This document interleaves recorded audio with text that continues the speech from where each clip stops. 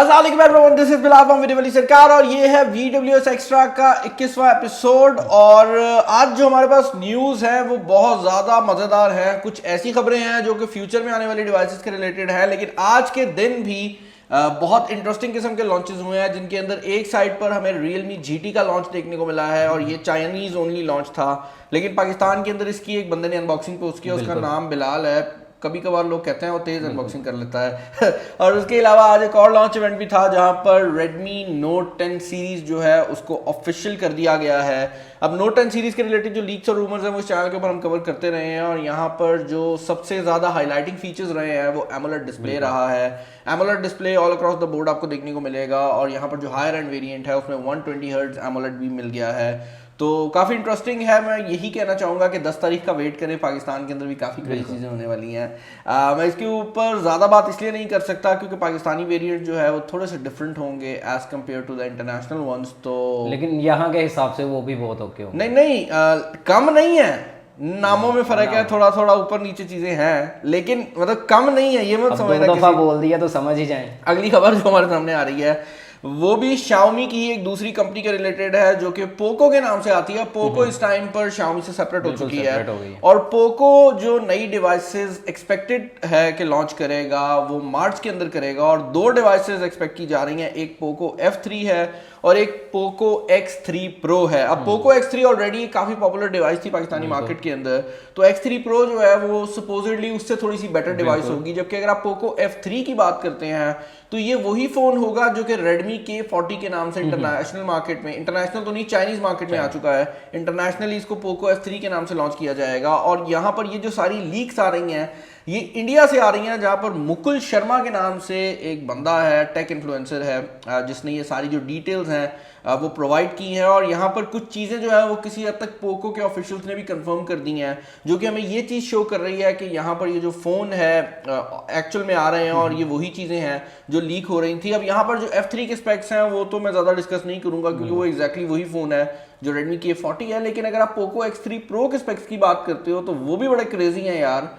इस फोन के अंदर एक्सपेक्ट किया जा रहा है कि आपको फ्लैगशिप ग्रेड का चिपसेट मिलेगा। अब ऑब्वियसली ये स्नैपड्रैगन 888 नहीं होगा क्योंकि वो तो F3 में आ रहा है। इसके अंदर कोई पुराना फ्लैगशिप चिपसेट होगा, लेकिन वो कोई बहुत पुराना चिपसेट भी नहीं है। एक्सपेक्ट किया जा रहा है कि या तो स्नैपड्रैगन 860 या फिर 855 प्लस आएगा। प्राइस टैग के हिसाब से जस्टिफाई मैं दोबारा रिमाइंड करवाना चाहूंगा कि X3 जो था वो 40,000 की प्राइस टैग में था, तो आप एक्सपेक्ट कर सकते हो कि ये कोई 50,000 की रेंज में आएगा और 120 हर्ट्ज का डिस्प्ले भी है, 120 हर्ट्ज का फुल HD डिस्प्ले। और आई एम अज्यूमिंग कि इस बार ये AMOLED होगा क्योंकि इवन जो Redmi सीरीज है Note की उसमें भी हमें AMOLED डिस्प्ले जो है वो देखने को मिला है।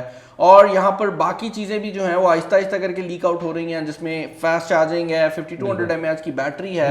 लेकिन देन अगेन ये लीक्स हैं तो इनको मैं उतना ज्यादा जो पावर है वो नहीं दूंगा। लेकिन पोको F3 के केस में कंफर्म्ड है कि स्नैपड्रैगन 888 है और कंफर्म्ड है कि काफी डिवाइसेस में हमने ये देखा है 5200 mAh बैटरी आने लग गई है। यार बेसिकली Xiaomi हमेशा ये करता है कि वो एक ऐसा नंबर बैटरी के केस में लेकर आता है। मुझे याद है जब इवन मी के पुराने फोन आया करते थे ना, तो Xiaomi वो कुछ कंपनीज में था जिसने स्टार्ट में लिथियम पॉलीमर बैटरीज देना शुरू की थी।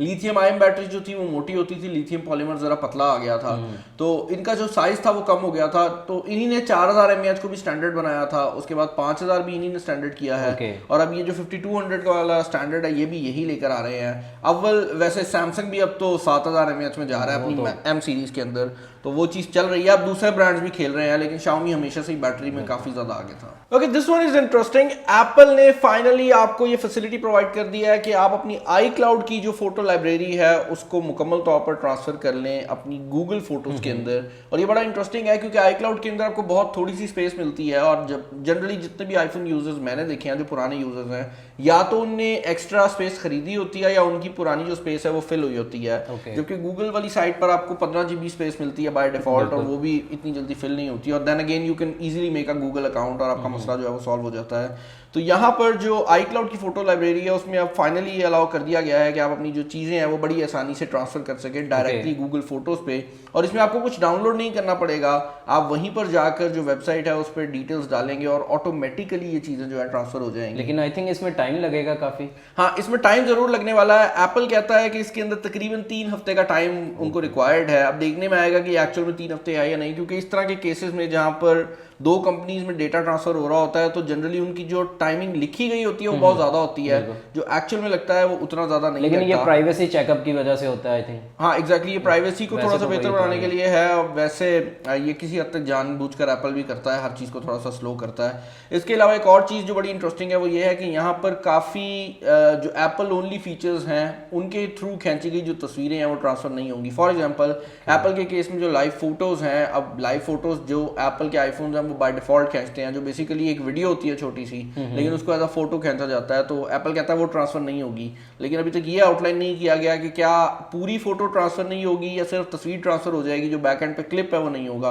तो ये देखने में आएगा। लेकिन अच्छी बात है कि एप्पल अब थोड़ा सा ऑपरेबिलिटी पे जा रहा है, दूसरी कंपनी के साथ काम कर रहा है, क्योंकि इससे पहले एप्पल बहुत स्ट्रिक्ट था हर चीज में। ओके, ये चीज बड़ी इंटरेस्टिंग है जहां पर व्हाट्सएप वेब के थ्रू अब आप वॉइस कॉल्स और वीडियो कॉल्स कर सकते हैं। और ये फीचर कुछ लोगों के लिए पहले भी अवेलेबल था, क्योंकि व्हाट्सएप इसको टेस्ट कर रहा था, ये बीटा वर्जन के अंदर था, तो व्हाट्सएप रैंडमली यूजर्स को इस चीज की फैसिलिटी प्रोवाइड कर रहा था कि वो अपने कंप्यूटर के थ्रू वॉइस कॉल्स और वीडियो कॉल्स कर सकें। लेकिन अब ये जो फीचर है पब्लिक कर दिया गया है, तो अब अगर आप अपने व्हाट्सएप को अपडेट करते हैं और व्हाट्सएप वेब के थ्रू कोई कॉल प्लेस करना चाहते हैं तो आप कर सकते हैं। ये बड़ा इंटरेस्टिंग फीचर है। उसकी रीजन ये है कि अब आपको अपने मोबाइल फोन को हमेशा वीडियो कॉल के लिए नहीं निकालना पड़ेगा। और जूम मीटिंग्स के सक्सेसफुल होने के पीछे एक बहुत बड़ी रीजन ये थी कि उनके अंदर आपको बहुत ज्यादा फ्लेक्सिबिलिटी मिलती थी। तो अब क्योंकि व्हाट्सएप वेब में भी आपको मिल रही है, तो ज़्यादातर जो मीटिंग्स हैं वो अब मेरे ख्याल से व्हाट्सएप के ऊपर ही होंगी। ऑल दो भी प्राइवेसी वाला जो मसला है वो फिर मये में आ रहा है, तो देखते हैं कि उसका क्या बनता है। लेकिन कभी कभार समझ नहीं आती, कंपनीज ना जज्बाती हो जाती हैं पेटेंट्स के मामले में, और यहाँ पर सोनी ने भी कुछ ऐसा ही किया है। सोनी ने एक पेटेंट करवाया है जहाँ पर आप as a PlayStation user एक केले को अपना कंट्रोलर यूज कर सकेंगे। अब ऑब्वियसली इसके अंदर और टेक्नोलॉजी इन्वॉल्व होगी कि उसके अंदर केले में कोई या तो कोई सेंसर लगेंगे या कुछ होगा ताकि आप उसको यूज कर सकें। लेकिन यहाँ पर जो पेटेंट में मिसाल दी गई है वो एक केले की है जिसको आप as a PlayStation controller use कर सकेंगे। तो भाई इस तरह के जो कंट्रोलर्स हैं, ये तो वैसे एक्सबॉक्स का कंट्रोलर है, आपके हाथ में केले होंगे, आपके हाथ में केले होंगे, ये गलत हो गया है। आगे चलते हैं। नेक्स्ट खबर जो हमारे सामने आ रही है वो है भाई जापान की तरफ से, जहाँ पर जापानीज जो बिलियनियर है वो कह रहा है कि भाई मेरे साथ आओ, चलते हैं हम चांद पे चलते हैं ना, आओ मेरे साथ चांद पे। वो वादे पूरे कर रहा है, ये वो वादे पूरे कर रहा है ना, तुम्हें मैं चांद के पार ले जाऊंगा। वो ये एक्चुअली लेके जा रहा है और इसको एक्चुअल में 8 एक बंदों की जरूरत है। और ये जो ट्रिप है ये 2023 में कहा जा रहा है कि एक्चुअल में होगा। और इस ट्रिप के लिए जो रॉकेट्स यूज होंगे वो स्पेस एक्स कंपनी की तरफ से होंगे। ये वही कंपनी है जो किसने, इलॉन, आप पहले कुछ और कहते थे, इलॉन ही है। क्या है? इलॉन जो पुराने यूजर्स हैं उनको पता असद भाई पहले उन्हें क्या कहते थे। नेक्स्ट खबर जो हमारे सामने आ रही है वो सैमसंग की तरफ से आ रही है, जहां पर सैमसंग का एक रगड फोन जो है वो लीक आउट हो गया है। अब रगड फोन्स जो हैं वो अगर आप टॉप एंड की बात करते हो जो पॉपुलर है ना, उनमें जनरली चाइनीज कंपनीज बहुत सामने आती हैं। आई थिंक डूजी है, उसके अलावा और भी काफ़ी कंपनीज हैं। आई थिंक एक ब्लैक व्यू के नाम से है, वो भी बनाती है। लेकिन सैमसंग भी काफ़ी टाइम से रगड फोन्स करती रही है और ये इतने ज़्यादा पॉपुलर, मतलब आप ज़्यादा प्रेस रिलीज नहीं देखोगे, लेकिन सैमसंग इनको बनाती रही है क्योंकि सैमसंग बहुत ज़्यादा कॉर्पोरेट का काम भी करती है। तो अक्सर औकात ऐसा होता है कि एक कंपनी सैमसंग के पास आएगी, उन्हें कहेगी अच्छा ठीक है हमें आपका ये फ़ोन बड़ा पसंद आया है, इसका रगड वर्जन अगर कोई है तो हमें दे दो ताकि हम अपने जो वर्कर्स हैं उनको दे सकें। क्योंकि काफ़ी ऐसे काम है जहाँ पर आपको अच्छा फ़ोन भी रिक्वायर्ड होता है, आपने टॉप ऑफिशियल को लेना है, लेकिन आपने उसको रगड भी बनाना है। फॉरेस्ट के अंदर जो काम कर रहे होते हैं, फायर डिपार्टमेंट में जो काम कर रहे हैं, पुलिस वाले जो हैं, उसके अलावा अगर आप बात करते हो माइनिंग में जो काम लोग कर रहे होते हैं, तो ये सारी ऐसी जॉब्स हैं जिनमें आपको एक रगड फोन की जरूरत है। और इस फोन के अंदर एक बड़ी इंटरेस्टिंग चीज़ ये है कि इसके अंदर एक रिमूवेबल बैटरी आ रही है दोबारा से, मतलब। और यहाँ पर जो रिमूवेबल बैटरीज का कॉन्सेप्ट है ये उस तरह नहीं है जिस तरह नॉर्मल फोन में होता है। नॉर्मल फोन में आप बैक का केस खोलते हो, बैटरी रिमूव कर लेते हो। इन फोन्स के अंदर जो बैटरी होती है वो एक सेपरेट कंपार्टमेंट में लगी होती है जिसको आप डायरेक्टली प्लग इन करते हो और नई बैटरी लगा देते हो, ताकि आपको फ़ोन को ज़्यादा ओपन ना करना पड़े। और ये सब कुछ लॉकिंग मैकेनिज्म से होता है, तो ये किसी भी तरह से खूबसूरत नहीं है। लेकिन इस फ़ोन का नाम जो सामने आ रहा है वो गैलेक्सी एक्स कवर 4 है। एक्स कवर 5 आई थिंक, हाँ एग्जैक्टली, एक्स कवर 5 है, मैं गलत पढ़ गया हूँ। एक्स कवर 4 जो है वो 2017 में आया था, एक्स कवर 5 है जो इसका नाम है, और ये रिसेंटली लीक आउट हुआ है। तो देखते हैं कि इसके अंदर क्या आता है। बैटरी वैसे काफ़ी थोड़ी है, 3000 mAh मेरे हिसाब से। तो ओके, ये जो अगली खबर है ये खबर नहीं है बल्कि एक लीक है कि मार्च के अंदर और अप्रैल के अंदर बहुत ज़्यादा एप्पल डिवाइसेस एक्सपेक्टेड हैं। तो ये एक किस्म की वार्निंग है कि अगर आप इस पॉइंट के ऊपर एप्पल के एयरपॉड्स खरीदने जा रहे थे, आप एप्पल का लैपटॉप खरीदना चाह रहे हैं, एप्पल का डेस्कटॉप iMac खरीदना चाह रहे हैं, तो ये वो सारे चीजें हैं जिनको आपने परचेज नहीं करना। उसकी रीजन ये है कि ये सारी प्रोडक्ट्स जो है अपडेट हो रही हैं, तो ऑब्वियसली जो पुराने वर्जन्स हैं उन पे आपको डिस्काउंट्स भी देखने को मिलेंगे और जो नए वर्जन्स हैं उनमें नए फीचर्स भी आएंगे। तो हम नहीं चाहते कि आप में से कोई बंदा बाद में अफसोस में आए, तो यही वजह है कि मैंने आपको ओपन वार्निंग दे दी है कि भाई प्लीज अभी एप्पल वाली जो प्रोडक्ट्स हैं उन पर रुक जाओ। आईफोन्स की खैर है, आईफोन अभी नहीं आ रहा, कोई भी नहीं आ, लेकिन बाकी जितनी भी प्रोडक्ट्स हैं वो आ रही हैं, तो प्लीज वेट। नेक्स्ट न्यूज जो हमारे सामने आ रही है वो Oppo Find X3 के रिलेटेड है, जहां पर उसका एक पोस्टर जो है वो Oppo ने शो आउट किया है। और इस पोस्टर के अंदर जो नोटेबल चीज है वो ये है कि इस फोन के अंदर जो 2 कैमरास दिखाए गए हैं वो दोनों टॉप एंड कैमरास होने वाले हैं। अब जनरली फोन्स के अंदर क्या होता है कि आपको एक प्राइमरी सेंसर मिलता है, जैसे S21 अल्ट्रा के अंदर 108 मेगापिक्सल का एक सेंसर लगाया गया है और वही आपका मेन कैमरा है। बाकी जो कैमरास होते हैं जनरली उनकी क्वालिटी कम होती है। इससे पहले हम Huawei में देख चुके हैं कि उनने प्राइमरी और अल्ट्रा वाइड कैमरा दोनों को सेम मेगापिक्सल काउंट दी थी, और एप्पल भी कुछ टाइम तक यही करता रहा है कि जब तक उनने 12 मेगापिक्सल दिया तो all across the board 12 megapixel था। तो अब उम्मीद की जा रही है कि Oppo के केस के अंदर भी जो Find X सीरीज है उसमें जो X3 है उसमें आपको सिमिलर कैमरा स्पेसिफिकेशन मिलेंगी। तो ऑब्वियसली जूम तो डिफरेंट होगा, लेकिन जो उसके अंदर एक्चुअल में कैमरा लगा हुआ जो सेंसर है उनकी क्वालिटी में ज्यादा फर्क नहीं होगा। ओके, नेक्स्ट न्यूज जो आ रही है वो नेटफ्लिक्स की तरफ से आ रही है, जहां पर नेटफ्लिक्स अब टिकटॉक टाइप की जो कॉमेडी शॉर्ट्स हैं वो आपके मोबाइल फोन पे आपको शो करेगी। तो नेटफ्लिक्स का जो मोबाइल वर्जन है उस पे जो कॉमेडी के छोटे छोटे क्लिप्स हैं वो काफी हद तक उसी तरह के मेन्यू सिस्टम में आएंगे जिस तरह टिकटॉक पे वीडियोस होती हैं, लेकिन ये जो सिनेरियो है ये कोई सोशल मीडिया की तरफ नहीं जा रहा। इसके अंदर जो क्लिप्स होंगे वो बेसिकली नेटफ्लिक्स के ही जो शोज हैं उनसे निकाल कर आ रहे होंगे, लेकिन छोटे छोटे क्लिप्स होंगे। मतलब किसी शो में कोई फनी क्लिप है तो वो वहां पे शो हो जाएगा, या कहीं पे अगर कोई ऑन स्टेज कॉमेडी हो रही है तो वो शो हो जाएगी, पंच लाइनिंग होंगी। हाँ एग्जैक्टली। तो ये होंगे शोज ही, लेकिन ये टिकटॉक टाइप का जो इन्वायरमेंट है जिसमें आप स्वाइप करते जा रहे हो उस तरह के इन्वायरमेंट पे आएगा, और ये एक नॉन स्टॉप फीड होने वाली है। तो इस पॉइंट पर कंपनीज को समझ आ गई है कि जो शॉर्ट फॉर्म कंटेंट है उसकी भी बहुत वैल्यू है, और बहुत ज्यादा जो कंपनीज हैं उस टाइप के यहाँ यूजर एंड से भी ऐड होगा या ये सिर्फ नहीं, this is not social media, ये अपने ही कंटेंट को शो करेंगे, लेकिन इसको यूज करने का और काम करने का जो तरीका है वो बेसिकली टिकटॉक टाइप का होगा। ओके भाई, इंसान जो है ना वो दुनिया में शायद चीजें कंप्लीट नहीं कर सका, लेकिन स्पेस के अंदर पहला होटल जो है वो बनाने वाला है 2027 के अंदर। अब ये जो होटल होगा स्पेस के अंदर मौजूद होगा, तो आपको स्पेसशिप में जाना पड़ेगा होटल के लिए, और फिर अगर कोई मसला बन गया तो क्या करेंगे। लेकिन खैर इस पे जो काम है वो 2027 में शुरू होने वाला है। अब इंटरेस्टिंग चीज ये है कि ये होटल जो होगा ये तो स्पेस में होगा, तो इसके अंदर जो रूल्स होंगे वो किस मुल्क के लगेंगे, ये बड़ी सोचने वाली बात है। मुझे इसका जवाब जो है वो जरा कमेंट्स में बताइएगा कि इसके अंदर रूल्स कैसे लगेंगे, मुझे वैसे इसका आंसर पता है। ओके, नेक्स्ट न्यूज जो हमारे सामने आ रही है वो है iPad mini Pro के रिलेटेड, जो कि iPad mini का नया वर्जन होने वाला है। अब जो करंट iPad mini का वर्जन चल रहा है ये एग्जैक्टली वही चीज होगी, बस इसके अंदर जो 5G कैपेबिलिटी है वो ऐड कर दी जाएगी, और हो सकता है कि इसके अंदर जो चिप है उसको थोड़ी सी अपग्रेड देखने को मिले, क्योंकि जो चिप है वो iPads के अंदर थोड़ी सी पुरानी हो गई है। तो उम्मीद है कि इसके अंदर जो चिप है उसको बढ़ाया जाएगा और यहाँ पर जो 5G की कैपेबिलिटी है वो ऐड कर दी जाएगी। नेक्स्ट न्यूज जो हमारे सामने आ रही है वो आ रही है टिकटॉक की तरफ से, जहां पर टिकटॉक क्लब हाउस जैसी एक एप्लीकेशन के ऊपर काम कर रही है, और ये जो एप्लीकेशन है फॉर द टाइम बीइंग सिर्फ चाइना ओनली होने वाली है। अब जिनको नहीं पता कि क्लब हाउस क्या है, तो क्लब हाउस इस पॉइंट पर एक आईफोन ओनली सॉफ्टवेयर है जिसको आप अपने आईफोन्स के ऊपर इंस्टॉल कर सकते हो, और ये बेसिकली आपको एक कैसे कहूँ यार, एक रूम ओपन करके दे देती है जिसमें आप चीजें मतलब दोस्तों के साथ बात कर सकते हो ना। तो लेट्स से अगर एक इन्फ्लुएंसर है वो एक रूम ओपन कर देगा, उसमें फिर वो अपनी मर्जी से लोगों को अलाउ कर सकता है कि भाई आप आओ और यहाँ पर आकर जो भी आपने बात करनी है वो करो। इस तरह के पहले भी सोशल मीडियाज हैं, लेकिन क्लब हाउस जरा ज्यादा पॉपुलर हुआ हुआ है, और उसके पीछे रीजन ये है कि काफी पॉपुलर लोग इलॉन मस्क और इस तरह के जो लोग हैं वो, लेकिन अगर ये बना जाते हैं तो ये भी पॉपुलर हो जाएगी, क्योंकि ये आईफोन से हटके भी लोग यूज कर सकेंगे यार। हाँ, लेकिन मैंने क्लब हाउस यूज किया है। क्लब हाउस बड़े इंटेलेक्चुअल लोगों के लिए है ना।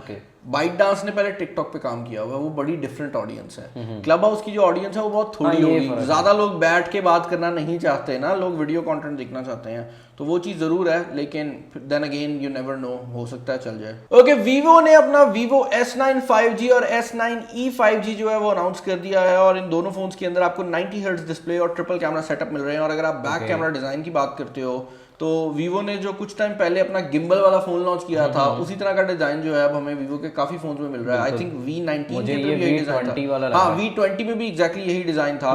तो वो डिजाइन वीवो काफी जगह चला रही है। एंड आई होप फ्रंट से आई थिंक चेंज है, फ्रंट से चेंज है, फ्रंट में नॉच है, वरना नॉच जनरली होती नहीं है। अब वीवो की पाकिस्तान के अंदर जो मार्केट है इस टाइम काफी सॉलिड हुई हुई है, लोकल मार्केट में वो बिक रहा है। लेकिन पर्सनली मुझे ऐसा लग रहा है कि वीवो उतने मॉडल्स लॉन्च नहीं कर रहा और उतनी स्पेक्स प्रोवाइड नहीं कर रहा जितनी उनको इस पॉइंट पे करनी चाहिए, क्योंकि अब तो लोकल मैन्युफैक्चरिंग और असेंबली वाली साइड पे भी वो जा रहे हैं। तो मेरे ख्याल से जो मॉडल्स हैं वो और से और लॉन्च करने चाहिए। लेकिन आई थिंक उसके पीछे रीज़न ये है कि वीवो इस पॉइंट पर अपनी चीज़ें जो है वो सीधी कर रहे हैं। लेकिन देखते हैं कि क्या बनता है सिनेरियो। अभी के लिए जो डिवाइसेज हैं पाकिस्तान के अंदर अनाउंस नहीं हुई, तो पाकिस्तान में आती हैं या नहीं उस पर कोई कॉमेंट नहीं किया जा सकता। नेक्स्ट फोन जो कि मुझे काफ़ी ज़्यादा एक्साइट कर रहा है और काफ़ी ज़्यादा अजीब भी लग रहा है। अजीब इसलिए लग रहा है क्योंकि जनरली आप इस तरह की चीज़ें चाइनीज़ ब्रांड से एक्सपेक्ट करते हैं, लेकिन सैमसंग भी अपने A82 5G के अंदर स्नैपड्रैगन 855 प्लस यूज करने के बारे में सोच रही है। तो अब दोबारा से जो प्रोसेसर्स हैं, जो फ्लैगशिप प्रोसेसर्स हैं, उनको यूज किया जा रहा है। और उसके पीछे दो बड़ी रीजंस हैं। पहली रीजन तो ये है कि जब आप किसी फ्लैगशिप प्रोसेसर को, बेशक वो पुराना हो, किसी मिड रेंज में लगाते हैं तो उसकी वजह से उसकी जो हाइप है वो दोबारा बन जाती है। और दूसरी बड़ी रीजन वही है भाई जो मैंने पहले बताई थी कि 4G चिपसेट्स जो हैं वो कम हो गए हैं। तो अब कंपनीज के पास इवन जो 4G टॉप एंड चिपसेट्स पड़े हुए हैं वो उनको अपर मिड रेंज में लगा के दे रही है। और A82 जो है उसके बारे में एक्सपेक्टेड ये है कि ये भी कोई क्रेजी कैमरा डिजाइन के साथ आएगा, क्योंकि हम A80 सीरीज से देख चुके हैं, हमें वो स्विवलिंग कैमरा डिजाइन देखने को मिला था। तो हो सकता है कि इसका भी कैमरा डिजाइन थोड़ा डिफरेंट हो, लेकिन देखते हैं कि एग्जैक्टली क्या डिजाइन आता है और इसके अंदर क्या स्पेसिफिकेशंस आते हैं। लेकिन अगर ये कम प्राइस में आ गया तो ये काफी अच्छा हो सकता है। पाकिस्तान में पहले जो A80 सीरीज की प्राइसिंग रही है वो कोई खास नहीं रही, लाख रुपए से ऊपर थे, किसी ने नहीं। लेकिन इस दफा सैमसंग प्राइसेस अच्छी कर रहा है। हाँ, अब सैमसंग बहुत तेज हो गया, तो इसीलिए मैं इस फोन के बारे में एक्साइटेड भी हूँ कि इस फोन के जो प्राइस टैग है वो कम हो सकता है। और जहां पर बात हो रही है मिड रेंज की, तो बात कर लेते हैं वन प्लस की मिड रेंज की। हमने कुछ टाइम पहले नहीं बल्कि कल ही वन प्लस नॉर्ड N10 की अनबॉक्सिंग प्रोवाइड की थी और मैंने बताया था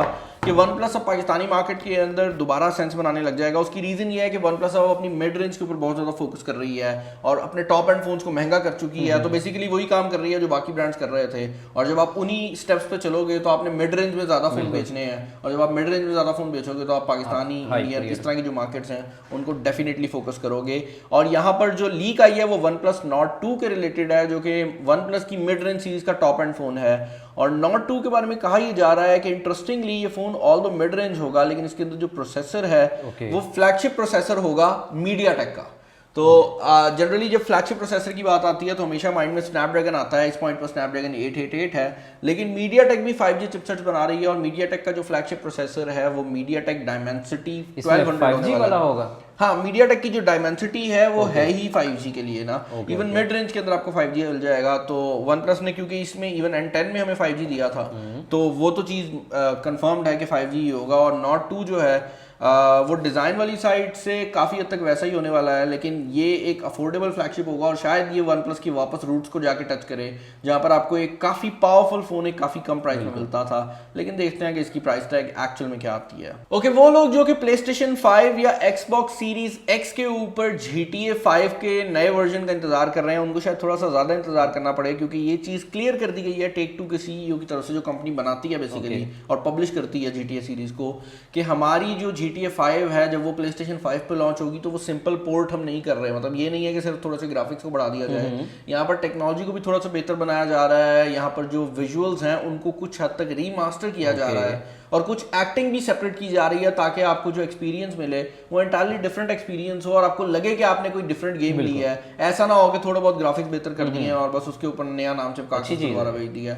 लेकिन प्रॉब्लम यह है कि भाई दूसरी साइड पर GTA 6 की भी खबरें आ रही हैं, तो क्या आप GTA 5 के लिए वेट करेंगे या GTA 6 के लिए, ये आप पे डिपेंड करता है। वैसे अभी जो GTA 5 का PS5 वर्जन है वो 2021 के सेंटर में कहीं पे एक्सपेक्टेड है, जबकि GTA 6 हमें 2 सालों में कहीं पे 2023 की बात हो रही है। ओके, नेक्स्ट न्यूज़ जो हमारे सामने आ रही है वो आ रही है 11th जनरेशन Honda Civic के रिलेटेड, जो कि बेसिकली लेफ्ट राइट ऊपर नीचे लीक आउट हो रही है और इसके कैमोफ्लेज वर्जन जो है वो लीक आउट हो रहे हैं, जिनके ऊपर हर चीज पे वो पेपर सा लगाया गया होता है ताकि पता ना लगे कि कौन सी गाड़ी है। लेकिन मेरे ख्याल से इस तरह जब आप पेपर लगा के हर तरफ गुजारते हो ना, तो सबसे ज्यादा पता लगता है कि हाँ यही इसी की तस्वीरें खींचो। हाँ इसी की तस्वीरें खींचो, तो ये बड़ा मज़ेदार चीज़ है। लेकिन यहाँ पर जो सिविक है इसके बारे में जो अभी तक चीज़ें हैं वो इतनी डिटेल में नहीं पता। डिज़ाइन ज़रूर सामने आ चुका है, लेकिन एक्सपेक्ट किया जा रहा है कि ये 2.0 वर्जन में आएगी, तो जो 1.8 वर्जन ऑलरेडी आता है वो नहीं आएगा, नए वर्जन में 2.0 आएगी। पाकिस्तान में कब आती है, कैसे आती है, उसकी भी कोई खास डिटेल्स है नहीं। लेकिन फीचर्स के ऊपर कोई बात आई है यार, फीचर्स के ऊपर इसलिए बात नहीं हम कर सकते क्योंकि सिविक एक ऐसी गाड़ी है जिसके फीचर्स बहुत डिफर करते हैं डिफरेंट मार्केट्स में। तो क्या फीचर्स आएंगे वो मार्केट टू मार्केट बहुत वेरी करेगा। पाकिस्तान में ऑब्वियसली कम आते हैं, तो वो चीज़ भी है। लेकिन एक्साइटेड मैं जरूर लेकिन अगर इस दफा फीचर्स कम आते तो ये सेंस नहीं बनेगी मुझे। एग्जैक्टली इस बार मुझे नहीं उम्मीद कि यहाँ पे competition मसला है इस है। दफा। आप इवन फॉर्च्यूनर को अगर देख लो, जो फॉर्च्यूनर का नया वेरिएंट आया उसमें काफ़ी ऐसी चीज़ें हैं जो कि पहले मुझे लग रहा था कि पाकिस्तानी वेरिएंट से निकाल दी जाएंगी, लेकिन अब जो फेसलिफ्ट का वो बात कर रहे हैं उसमें वो सारे फीचर्स हैं। क्योंकि भाई जो बिग 3 है ना, झटका तो ज़रूर दिया है ये किया ने, हुंडई ने, MG ने, इनने आके एक बार हिलाया ज़रूर है। तो वो चीज़ ज़रूर है, और मार्केट में जब भी कंपटीशन बढ़ता है तो चीज़ें जो है वो बेहतर हो जाती हैं। आई होप ये जो वीडियो आपको पसंद आई होगी। अगर आप ये वीडियो आपको पसंद आई है तो इस चैनल को ज़रूर सब्सक्राइब कर लें और ये वीडियो शेयर ज़रूर किया करें, उससे हमारी काफ़ी हेल्प होती है। असद की शक्ल को देख के शेयर कर दें, तो सब असद की शक्ल देखेंगे। अगर आपका कोई दोस्त आपकी बात नहीं मानता उसको भेजें और उसे बोलें असद को देखो पूरे आधे घंटे के लिए, तो वो चीज़ है। चैनल बने सब्सक्राइब कर लीजिएगा। इस वीडियो में इतना ही। This is Bilal signing off. This is Bilal and Asad signing off. अल्लाह हाफिज़।